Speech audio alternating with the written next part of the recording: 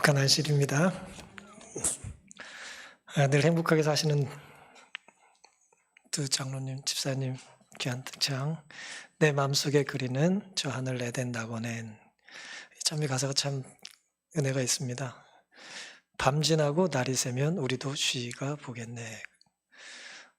밤이 얼마나 길진지 잘 모르겠습니다만은 우리 인생을 밤으로 비유하면 언젠가 이 어둠의 터널이 끝이 나겠죠.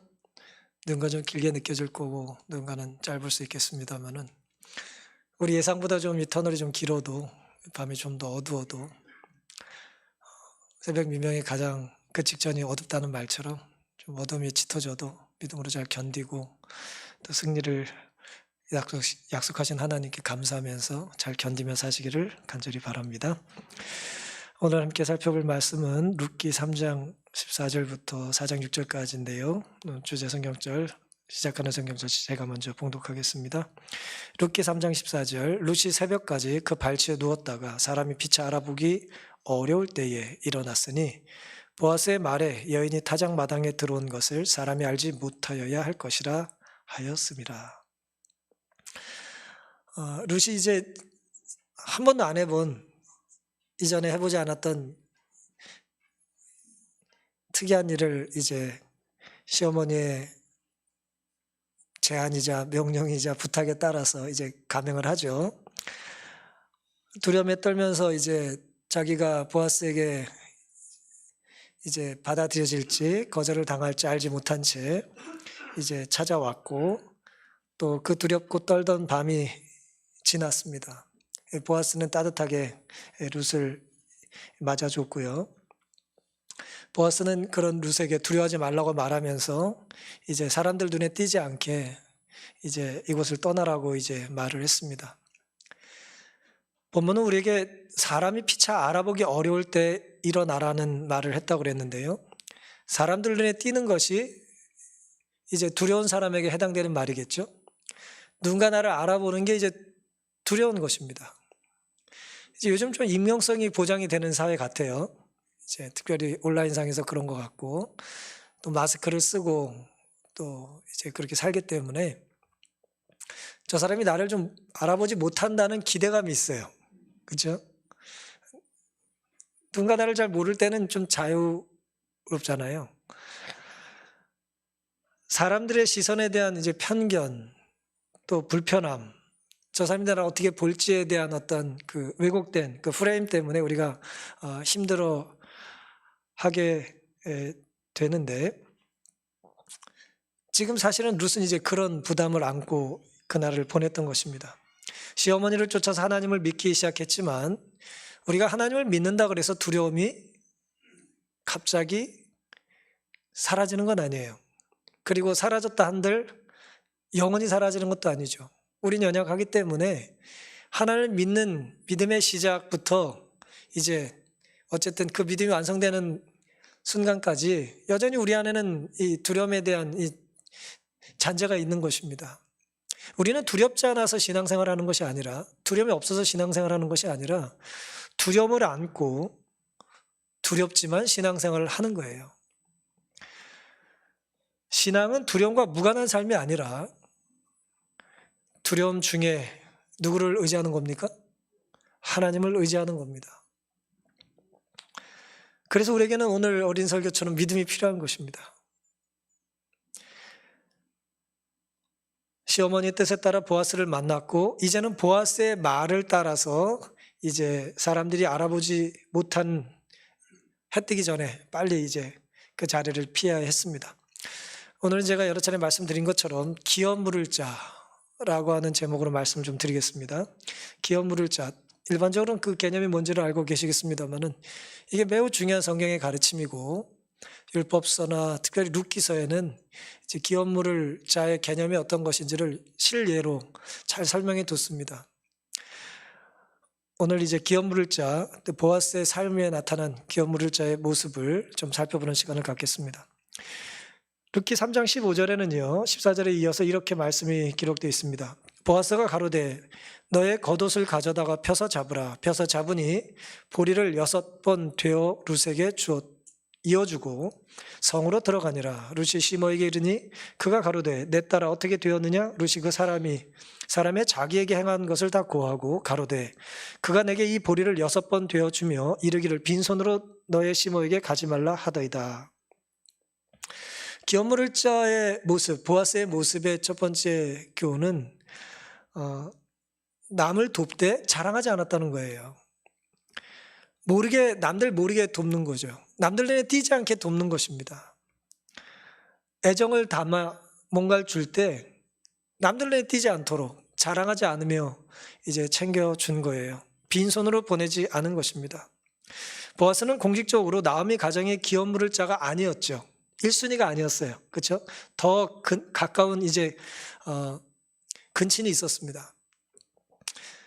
그래서 당장 이제 나오미와 룻이 요구했던 기업 물을 자의 역할을 해줄 수는 없지만 이제 아침이 시작되고 그 사람을 만나서 자기가 이제 이 일을 해결해 보겠다고 약속을 했죠. 그러면서 이제 룻을 보내는데 빈손으로 보내지 않았다는 거예요. 보리를 이제 잔뜩 싸서 준 것입니다. 뭐 요즘 우리가 이야기하는 뭐 보리를 주냐 그러지만 그 당시에는 최고의 선물이었어요. 예, 최고의 선물. 사실 그 전에도 보아스는 룻에게 계속해서 선물을 줬죠. 자기 밭에서 일할 수 있게 해줬습니다. 그게 누군가에겐 큰 선물이 되는 거예요. 또 자기의 시종들에게 좋은 곳에서 이삭을 마음껏 주실 수 있도록 이삭을 좀 떨어뜨리라고 말해줬죠. 그 도움 역시 도움받는 사람이 알지 못하도록 도움을 준 거예요. 물을 마시게 해줬고요. 떡도 넉넉하게 줬습니다. 마음껏 먹고 남으면 마음껏 가져가라고 이제 했습니다. 눈치 보지 않게 해준 거예요. 내가 이거 떡 싸는 거 눈에 띄면 창피하잖아요. 근데 그러지 않게 해준 겁니다. 다 싸갈 수 있게 넉넉히 준 겁니다. 그리고 이제는 보리를 6대나 줬다 그랬어요.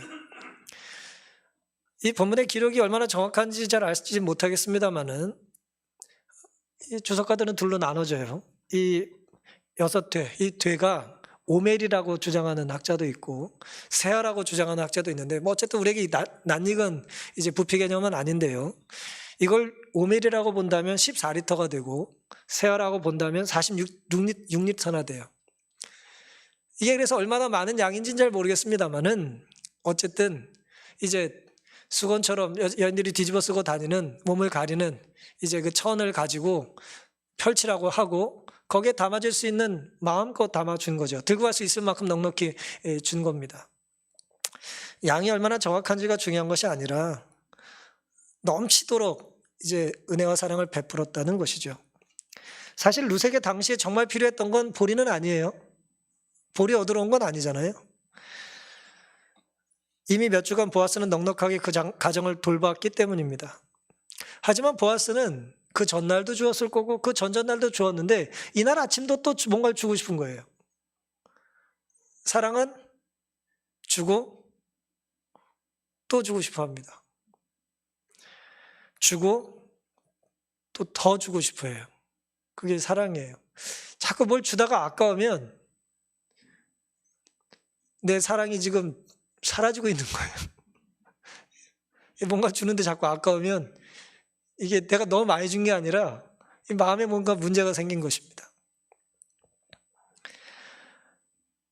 보아스의 선물을 가득 이고 이제 룻이 집으로 돌아왔습니다. 나오미는 그것을 보고 어떻게 되었냐고 물었어요. 여차여차 보아스가 해준 이야기를 룻은 나오미에게 전해줬고 이 말을 덧붙입니다. 빈손으로 너의 시므에게 가지 말라고 보리를 주었습니다. 사랑하는 성도 여러분, 누군가 사람을 만나거나 혹은 어떤 사람의 집에 가게 되면 사람의 기질과 뭐 특징이기도 할 수 있겠습니다만은 뭔가를 자꾸 쥐어주는 사람들이 있어요. 그렇죠? 별것도 아닌데 자꾸 주는 사람들이 있잖아요. 오래 지난 콩도 주고, 예? 뭐 자꾸 뭐 서랍에서 뭐 뒤져서 뭐 주기도 하고, 뭘 자꾸 주는 분들이 있어요.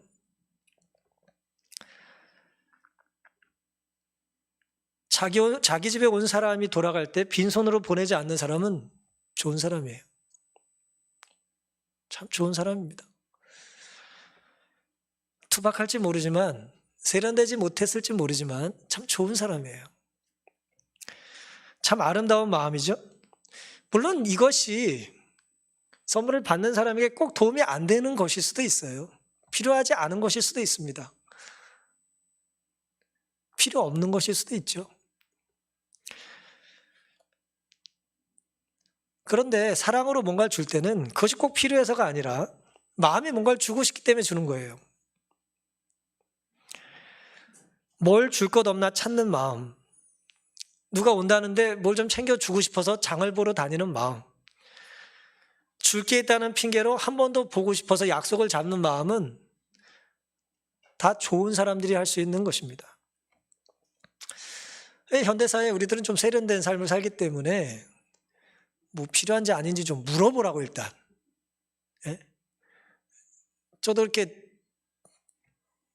버릇없는 소리를 참 많이 하고 살았어요. 가까운 사람들에게. 가족들이죠 뭐 주로. 아유 필요한지 좀 일단 물어보시라고 말이에요.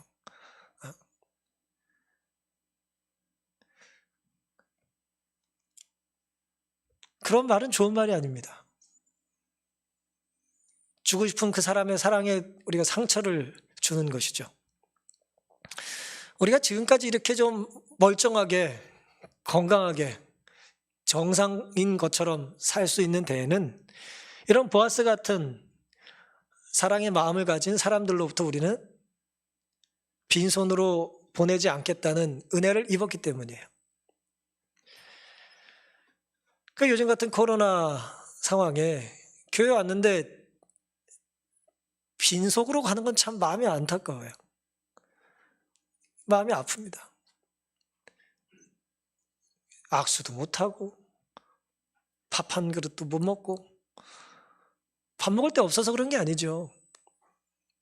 하지만 교회가 나눌 수 있는 소중한 이 사랑과 교제가 이제 위기에 처했다고 하는 것이 안타까운 것이죠. 보아스가 그날 준 것은 사실은 보리가 아니에요. 보아스는 그날 룻에게 뭘 줬습니까? 사랑을 준 겁니다. 한국 사람들 좋아하는 정을 나눈 거예요. 이것이 보아스가 우리에게 보여주는 이제 기업물을 자라고 하는 그런 거룩한 의무를 행사하는 그의 첫 번째 이제 특징이 되겠습니다. 빈손으로 돌려보내지 않는 마음. 우리 교회와 우리 가정, 우리 각자의 삶에서 우리 주변 사람들에게 우리가 이런 아름다운 모습으로 비춰줄 수 있게 되기를 간절히 바랍니다. 18절에 보시면 이어서 그는 이제 시모 나오미에게 이런 평가를 받아요. 이에 시모가 가로되 내 딸아 이 사건이 어떻게 되는 것을 알기까지 가만히 앉아 있으라. 그 사람이 오늘날 이 일을 성취하기 전에는 쉬지 아니하리라. 굉장히 중요한 말씀이 여기 나오죠. 이제 나오미는 보아스가 어떻게 행동했는지를 다 들었어요. 그 말을 듣고 나오미가 내린 보아스에 대한 가장 중요한 평가입니다. 이게 이제 더 이상 우리가 할 것은 없다는 거예요. 최선을 다해서 다 했기 때문에 이제 누가 할 일만 남았어요?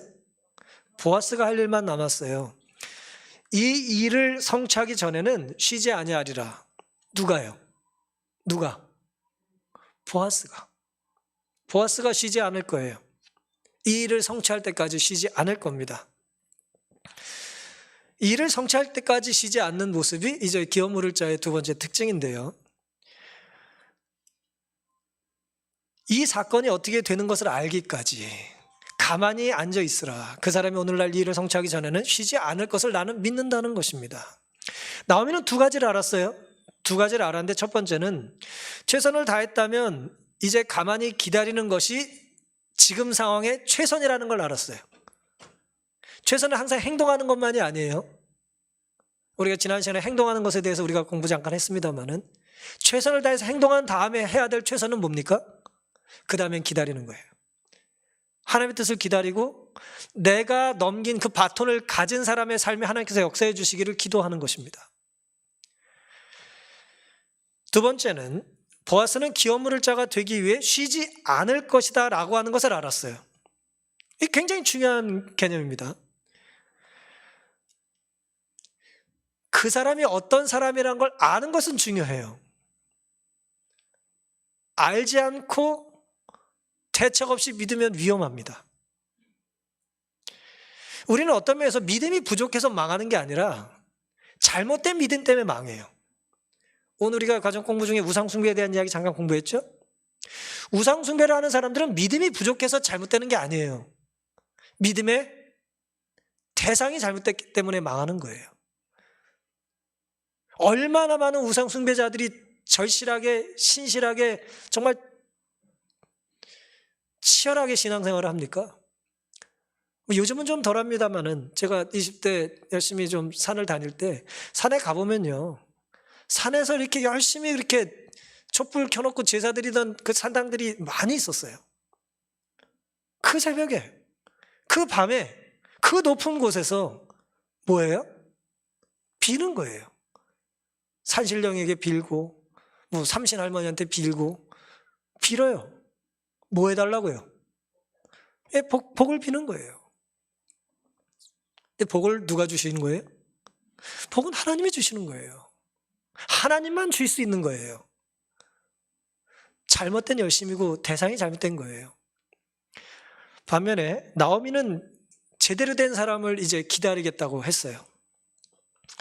기다림도 신뢰도 좋은 것입니다만은 정작 중요한 것은 대상이 누군지가 정말 중요한 거예요. 특별히 젊은 아이들이나 청년들이 하기 쉬운 실수인데요. 내가 정말 사랑한다고 말하는 거예요. 사랑이 잘못된 게 아니에요. 사랑할 대상을 잘못 택한 것이 문제인 거예요. 잘못 택해놓고 사랑한대요. 그거 어떡하라고요? 사랑하면 안 될 사람을 사랑하면 어떻게 합니까? 안 되는 거죠. 돌아올 대상을 기다릴 때 소망을 품고 기다려야 되는 것이죠. 그래야 만남의 확신이 있는 것 아니겠어요? 돌아오지도 않을 사람 기다리면 뭐 하겠어요? 돌아올 마음이 없는 사람 기다리면 뭐 하겠어요? 내가 열심히 기다리면 저 사람의 마음이 돌이킬 거야? 아니에요. 그 마음이 어떤지를 알아야 되는 거죠. 시편 18편에는 1절부터 이렇게 나와 있습니다. 나의 힘이 되신 여호와여, 내가 주를 사랑하나이다. 하나님을 사랑한다 그랬어요. 왜요?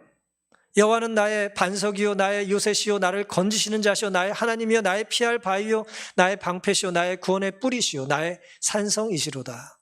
내가 찬송 받으실 여호와께 아뢰리니 내 원수들에게서 구원을 얻으리로다.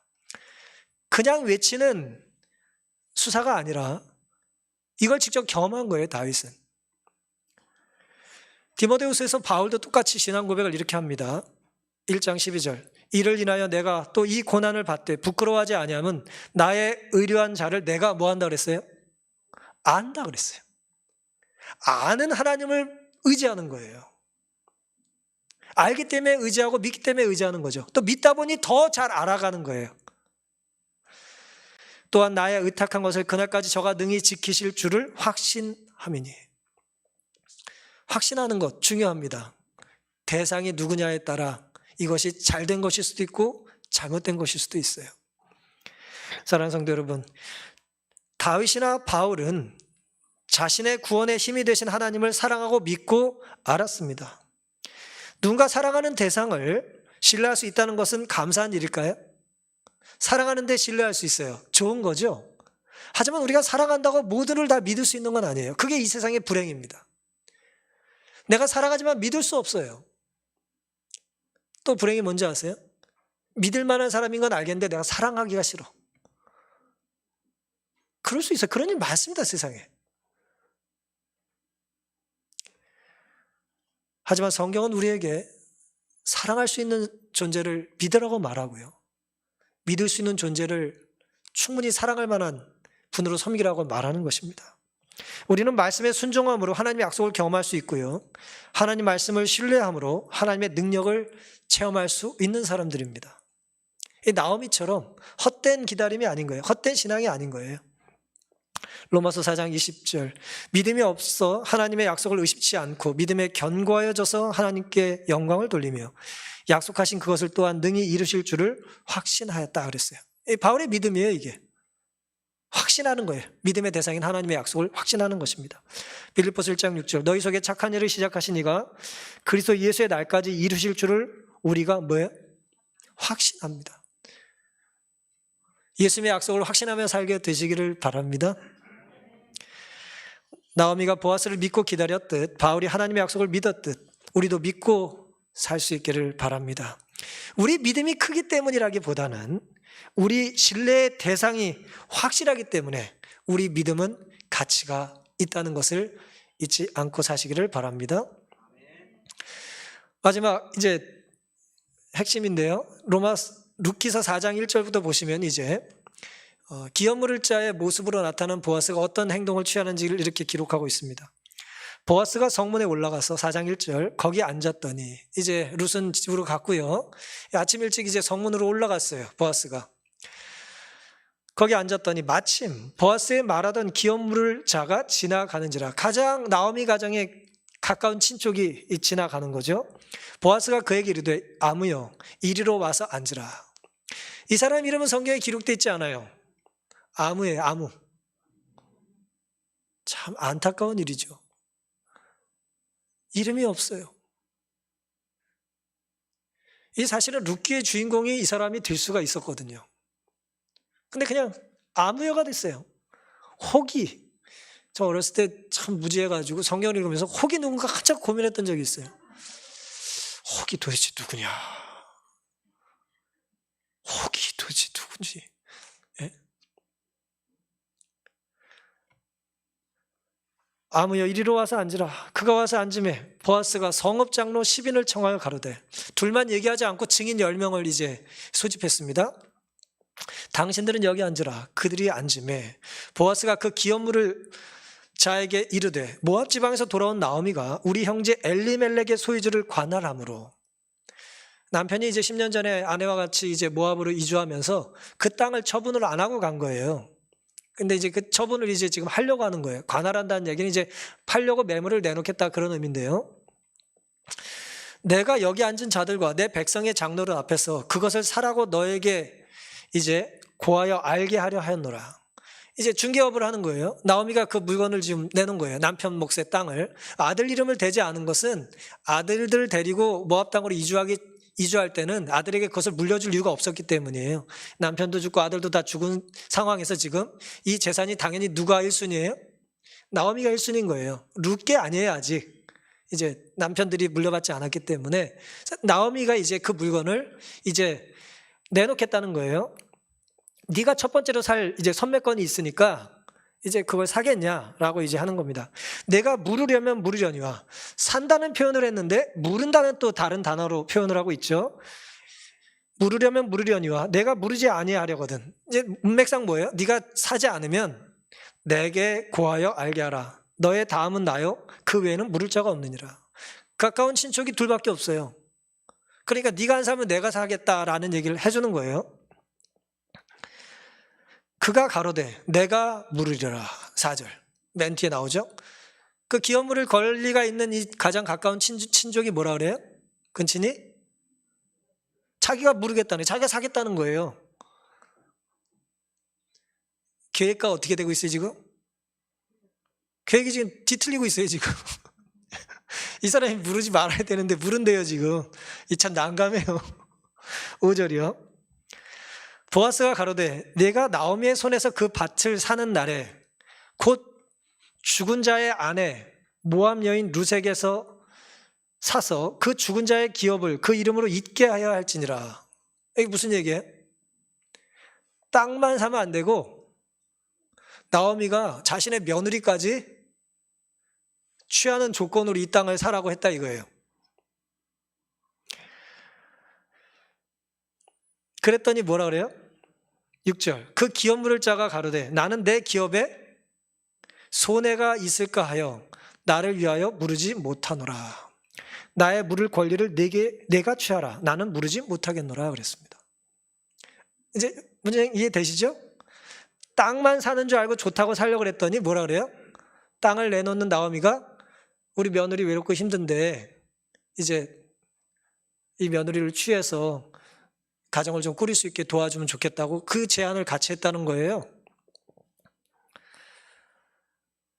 기업 물을 자 보아스가 우리에게 보여주는 세 번째 교훈은 뭐냐면 손해를 감수하는 것을 이제 특권으로 여겼다는 거예요.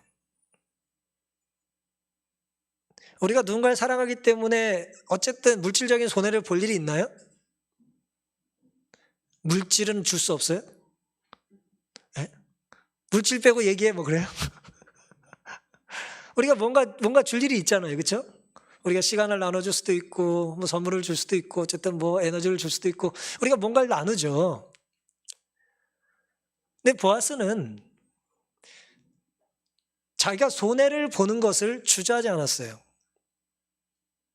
반면에 기업물을 첫 번째 권리가 있었던 사람은 뭐예요? 돕는 것에 한계 설정이 있었어요. 분명하게. 어디까지가 한계였어요? 어디가 끝입니까? 내가 남을 돕되 내가 손해 입지 않는 선까지였어요. 다른 말로 내가 이익이 있는 한 돕고 이익이 없으면 안 도와요. 돕고 안 돕고의 경계가 뭐예요? 이기심이죠. 그렇죠? 자기 유익이에요. 사랑은 자기 유익을 첫 번째로 구하지 말라 그랬는데 이 사람은 자기의 손해 입을 것이 두려워서 돕지 않겠다는 거였죠. 엘리멜렉의 소유주를 팔려고 내놨을 때 그걸 사겠냐라고 하는 표현을 이제 기업 물은다는 표현을 썼어요. 여기서 이제 기업 물을 자에 대한 개념을 잠시 살펴보겠습니다. 여기 기업 물은다라고 하는 말로 번역된 말은 이제 가알이라는 말인데요. 우리말이 좀 번역이 좀 애매해가지고 혼돈스러운데 여기서 얘기하는 기업은 대기업, 중소기업 할 때 그런 기업이 아니에요. 한분이 달라요. 이제 우리가 말하는 이제 삼성, 현대 같은 그런 기업이라고 할 때 그 기업은 이제 한자로 이제 꾀알기라고 하는 기획할 때 그 기자를 써요. 근데 성경에서 말하는 번역된 이 기업이라는 말은 이제 터 기자를 써요. 터기. 기초라는 거. 이제 기자를 쓰는 것이죠. 그러니까 기업이란 말은 뭐냐면 이제 재물이란 소리예요. 재산이란 소리예요. 대대로 물려받은 재물 그렇게 이해하시면 돼요. 재산이라고 생각하면 돼요. 그러니까 옛날에 물려받은 재산은 결국 뭐겠어요? 땅이죠. 그러니까 쉽게 생각하면 기업 물은다는 것은 땅이라고 생각하시면 돼요. 재산을 옛날에는 결국 땅이니까 땅을 주고 땅을 사고 땅을 되팔고 되사고 뭐 그런 개념으로 이해하시면 이제 가장 쉽습니다. 히브리 말에 이제 가알이라는 이 말은 그 말의 원래 어근은 되산다는 뜻이에요. 되산다는 건 뭐예요? 내 물건을 내가 팔 수 없는 상황이 돼서 어려워져서 물건을 내놓죠. 그런데 그 물건을 내놓으면서 뭐라 그래요? 뭐 전당포 같은 거 제가 가보진 못했습니다만 전당포에 좋은 걸 맡길 때 뭐라고 말하면서 맡길까요? 이거 내가 찾으러 올 거니까 이거 딴 데 파시면 안 돼요. 그렇게 말할 거 아니에요. 그렇죠? 팔아버리면 이제 나중에 복수하고 뭐 그런 거 아니에요. 그렇죠? 기분 나쁘게 하고 그러면 되살 수 있는 권리인 거예요. 기업 물은다는 건 되산다는 개념이고 반환을 요구할 수 있는 권리를 얘기하는 거고 보호한다는 뜻이 있어요. 그래서 기업 물은다는 건 그런 개념이고 기업 물을 자는 이제 가알이라고 하는 동사에 이제 사람을 붙인 거잖아요. 기업 물은 자는 그래서 고엘이라고 불렀어요. 고엘. 이런 권리가 있는 사람 혹은 이런 의무가 있는 사람을 이제 기업 물을 자라고 말한 거예요. 구원해 주는 사람. 그러니까 기업 물은다는 건 구원한다는 말이고 한마디로 기업 물으는 자는 구원자가 되는 거예요. 기업 물을 자 고엘은 세 가지는 아니죠. 여러 가지 이제 할 수 있는 권리가 있었는데 대표적으로 세 가지 일을 해야 했어요. 첫 번째는 가까운 친족이 빚을 지면 그 부채를 갚아줘야 돼요. 대신. 그러니까 뭐 헷갈리시면 그냥 자식이라고 생각하시면 돼요. 자식이 사고 치면 부모가 뭐 합니까? 갚아주죠. 자식이 사고 안 치고 갚아줄 게 없는 분들은 고엘이 뭔지 몰라요. 그러니까 고엘을 경험하고 사는 건 나쁜 것이 아니에요. 자식이 사고를 치면 그거를 부모가 갚는 거예요. 그게 이제 고엘이 해야 될 첫 번째 일입니다. 부채죠. 뭐 자식은 아니죠. 이건 뭐 친족의 개념이니까. 두 번째는 원수로부터 보호해 주는 거예요. 사고치고 돌아다니다가 나쁜 사람 만나면 어떻게 돼요? 대신 싸워주는 거예요. 보호해줘야 돼요. 그 다음에 자기 집단과 개인적인 친척의 이익을 보호하는 것입니다. 집단의 이익을 이제 지켜주는 거예요. 그러니까 이 울타리를 확장하는 거예요. 우리가 보통 가족 단위로 살잖아요. 그렇죠? 아버지가 돈을 벌면 그 돈을 누가 써요? 아버지 혼자 쓰는 사람은 이상한 사람이고 같이 쓰죠. 가족이라고 하는 울타리 안에 같이 쓰죠. 근데 이 고엘의 개념은 그 재산권 혹은 이제 자신의 어떤 권리를 확대하는 거예요. 그 내 도움이 필요한 사람까지 확대하는 개념이에요. 그래서 이런 어떤 기업물을 자라고 하는 개념은 성경 이제 창세기 17장에 보면 하나님께서 가나안 땅에 들어갈 이제 아브라함에 대해서 영원한 기업이 되게 해주겠다 그랬어요. 나의 영원하신 기업은 뭐 무슨 대기업을 만든다는 기업이 아니고요. 나의 영원한 땅을 하나님께서 나에게 주실 거라는 거예요. 내가 살아갈 유산을, 영적인 유산들을 주겠다는 걸로 이제 이해하는 거고요. 레위인들은 가나안 땅에 들어갔을 때 땅을 기업으로 받았어요, 못 받았어요? 땅을 기업으로 하나님께서 주시질 않았죠. 그렇죠? 왜냐하면 다른 이제 지파 사람들이 갖고 레위는 이제 땅을 주지 않았어요. 대신 성읍과 성읍 이제 들판에서 이렇게 흩어져 살아야 했습니다. 그러니까 두 가지를 기억하시면 되겠어요. 결국 이제 빚을 진다는 개념은 내 땅을 뺏긴다는 개념. 여기 지금 뺏기는 건 아니죠. 지금 나오미가 그 땅을 뭐 하는 거예요? 파는 거예요. 땅을 보통 팔면 안 되잖아요. 땅을 언제 팔겠어요, 보통? 내가 어려울 때 파는 거죠. 그렇죠? 그래서 뭐 경주 그 최씨부자 집안 내력 읽어보면 뭐라 그러나요? 헐값에 땅을 파는 사람들 걸 사지 말라고 그래요. 아주 그냥 흉년이 돼가지고 가난한 사람들이 그 땅을 헐값에 내놔야 될 상황에 그 땅을 사지 말라 그랬어요. 헐값에 사는 일을 하는 건 이게 최씨가 할 일이 아니다 그랬단 말이에요. 그러니까 이 값을 그러니까 뭐예요? 고엘이라고 하는 사람은 내 필요에 의해서 급하게 땅을 처분하더라도 나중에 그것을 대신 사주라는 거예요. 되사주라는 거예요. 그러니까 두 가지죠. 하나는 땅을 사주는 거고 하나는 뭐예요? 또 옛날에는 자기 몸을 팔았어요. 가져갈 거 아무것도 없는 사람은 뭐예요? 저를 머슴으로 사용해 주십시오. 야곱처럼 7년 동안 머슴살이 하는 거예요. 그럼 이제 팔려가서 일을 시커나 하고 돈도 못 받잖아요. 몸으로 때우니까. 그 사람을 뭐 해주라는 거예요? 돈 주고 그 사람 노동력을 대신 사오라 이거예요. 남의 집에 가서 이렇게 머슴살이 하지 못하게. 그게 이제 고엘이 해야 될 일이었던 것입니다. 이것이 레위기 25장에 자세히 나와요. 신명기 15장에도 나오고요. 레위기 25장에 자세히 나옵니다. 신년의 개념과도 사실 연관이 좀 있고요. 레위기 25장 25절에 만일 너희 형제가 가난하여 그 기업 얼마를 팔았으면, 형제가 가난하여 너의 땅의 일부를 팔았으면 그 근족이 와서, 보아스 같은 사람이 와서 동족에 판 것을 뭐예요? 다시 사주라 하는 거예요. 사면 누구께 돼요? 팔아먹은 사람한테 다시 사주라는 거예요. 주라는 거예요. 이런 친족 많이 있으면 골치지면 아플까요? 안 아플까요?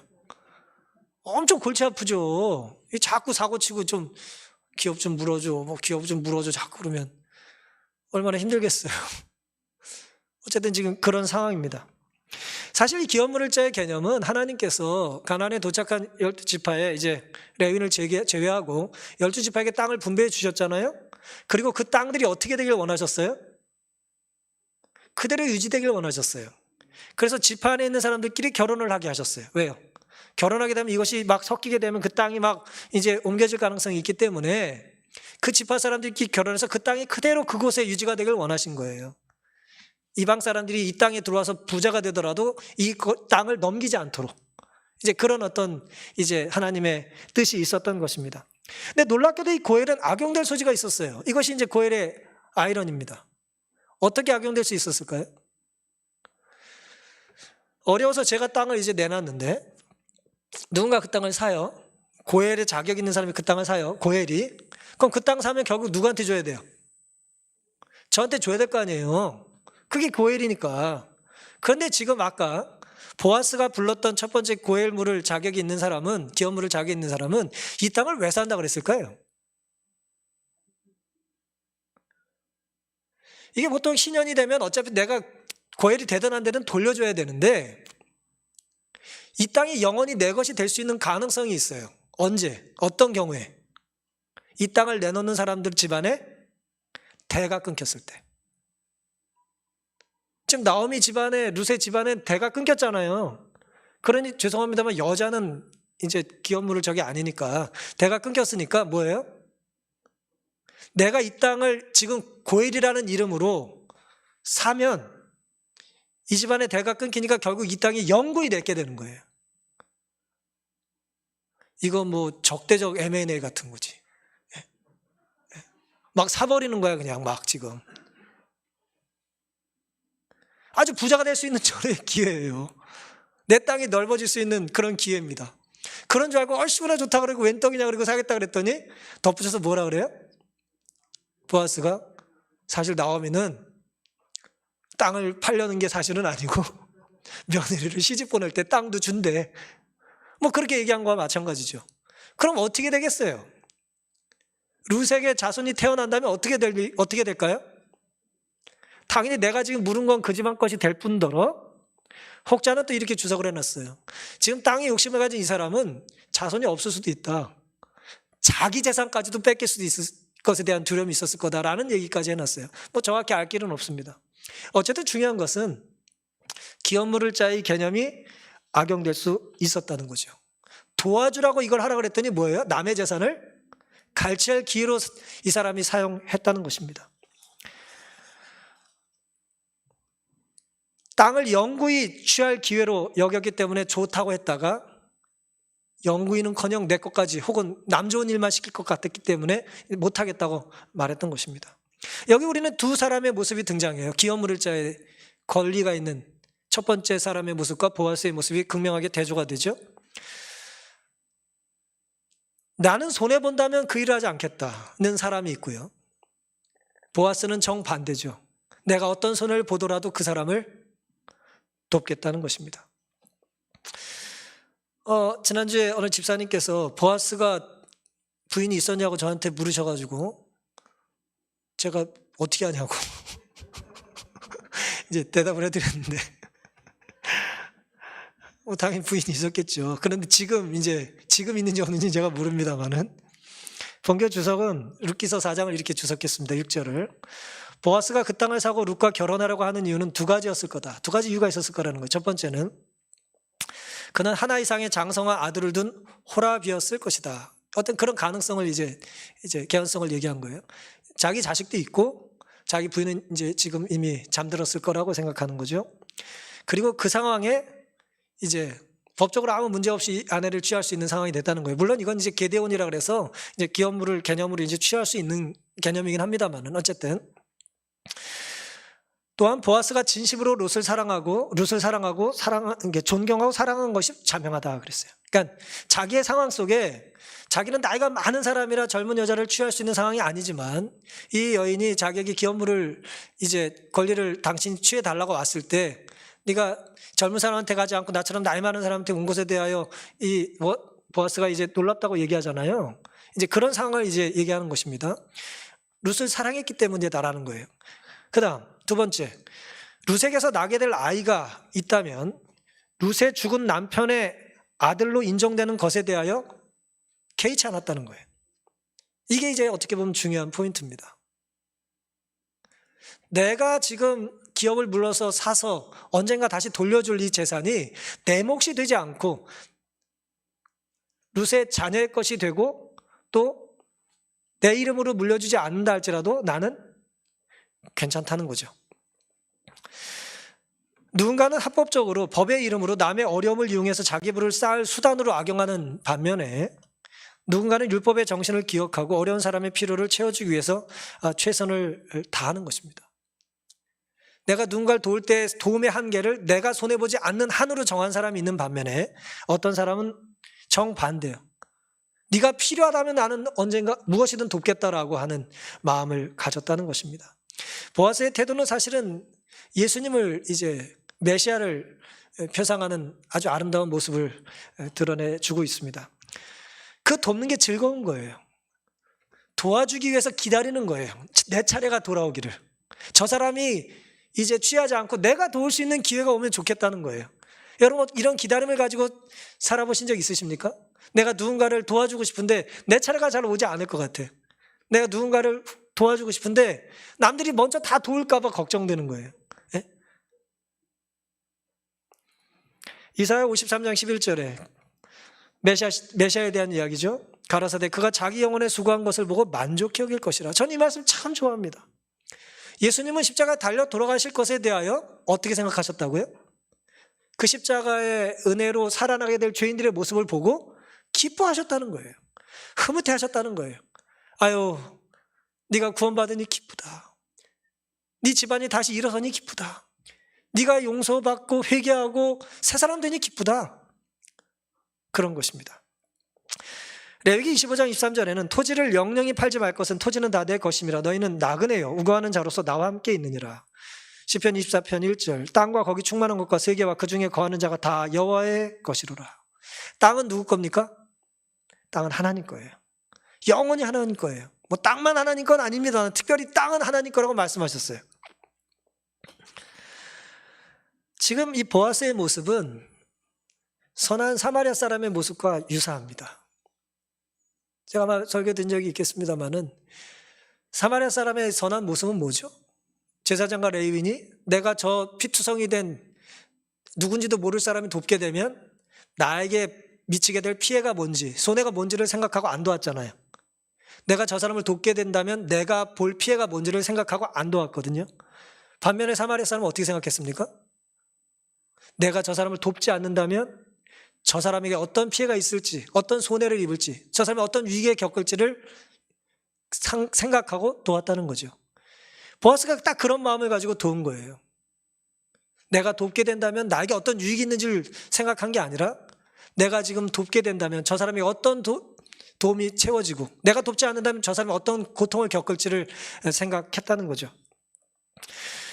이사야 64장 8절 그러나 여호와여 주는 우리 아버지시니다. 우리는 진흙이요 주는 토기장이시니 우리는 다 주의 손으로 지으신 것이라. 땅이 하나님 건데요. 땅 중에 가장 현찮은 땅, 티끌, 먼지 같은 존재가 인간입니다. 하나님이 흙으로 사람을 빚으셨죠? 하나님은 땅이 내 거다, 흙이 내 거다라고 하는 말씀 속에 아마도 우리를 염두에 두신 게 아닌가 싶습니다.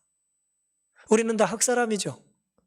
우리 안에 하나님이 계시지 않는다면 우리는 다 진토고 아무것도 아닌 존재들이에요. 하지만 하나님께서는 그런 우리를 끝까지 붙잡으시고 고헬하시는 것입니다.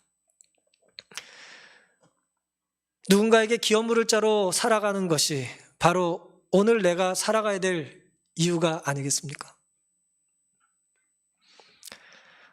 누군가에게 기업 물을 자로 존재하는 것이 이 교회가 주님 오시는 그날까지 존립해야 될 이유가 될 것입니다. 보아스는 오늘 우리에게 기업 물을 자가 어떠해야 하는지를 몇 가지 아름다운 모습으로 보여주고 있습니다. 누구든지 빈손으로 돌려보내지 말자. 내가 줄 게 있다면 무엇이든 쥐어주고 나누며 살자. 또 작은 자를 섬기려고 최선을 다하자. 돕기 위해 최선을 다하자. 성실한 모습이죠. 그 다음에 남의 필요를 채우려고 내 손해를 즐겨 감수하자. 이걸 뭐로 여기자? 상으로 여기자는 거예요. 당신을 도울 수 있어서 기쁩니다. 내가 당신을 섬길 수 있는 기회를 주시겠습니까? 얼마나 아름답고 겸손한 모습입니까? 이 귀한 안식일 우리들은 어떤 모습의 기업 물을 자로 살기를 결심하고 싶으십니까? 세상 그 어떤 것을 소유한다고 해도 우리 인생을 만족할 수 없어요. 우리 인생은 만족할 수 없어요. 하나님 우리를 그렇게 만들지 않으셨기 때문에 물질을 가짐으로 우리가 만족스러운 삶을 살도록 하나님 우리 그렇게 만들지 않으셨어요. 온 천하가 내 거라 그래도 만족되지 않아요. 하나님 우리를 그렇게 만드셨어요. 왜? 우리는 하나님을 닮았기 때문에. 우리는 물질이 늘어가면서 행복하는 사람들이 아니라 하나님이 맡겨주신 소유를 나눌 때 행복을 경험할 수 있는 사람들이에요. 그게 우리가 지향하는 삶입니다. 시간을 나누고 물질을 나누고 관심과 애정을 기울여 우리의 삶을 나누며 살기를 결심하는 이 안식일 되기를 바랍니다. 힘든 때일수록 신앙의 가치가 약해지는 것이 아니라 더 강해질 수 있는 우리 교회, 좋은 교회 만들어가기로 결심하는 우리 되기를 바라면서 오늘 말씀을 마치겠습니다.